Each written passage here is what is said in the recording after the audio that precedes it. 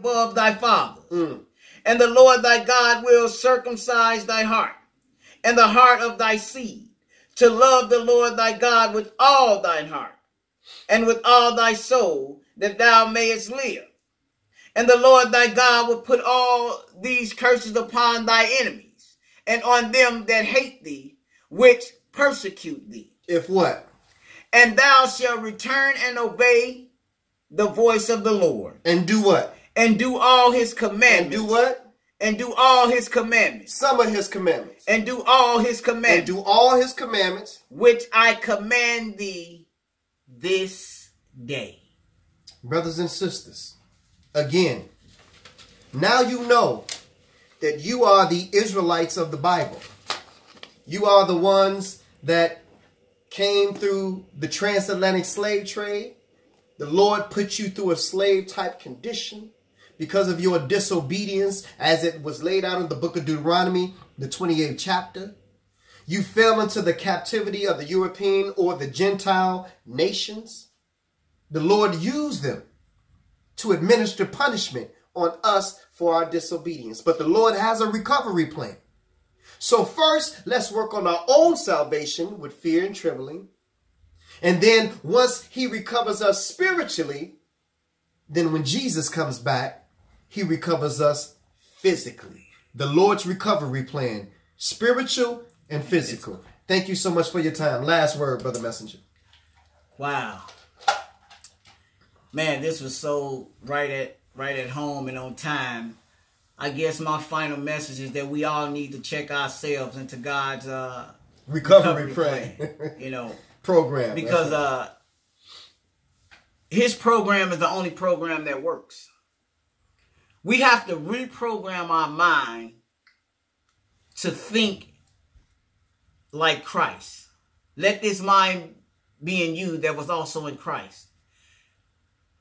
Every time we are faced with a situation, that situation becomes worse or less intense based off how we think about it, how we perceive it while we're going through it.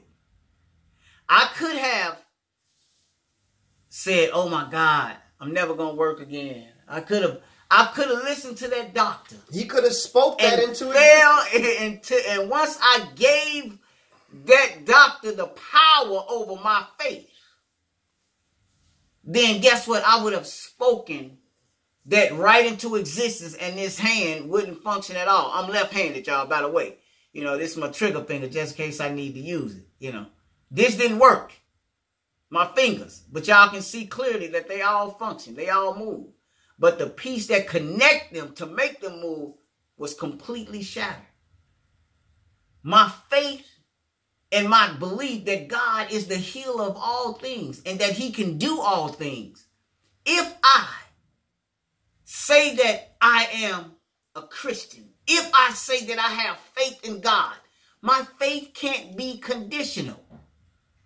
It has to be faith, period.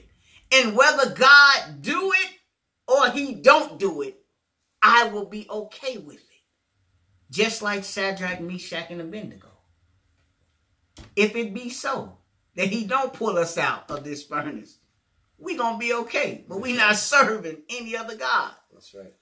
I encourage you to check yourself into God's program, that your mind may change and think those things and speak those things that are not into existence as though they were.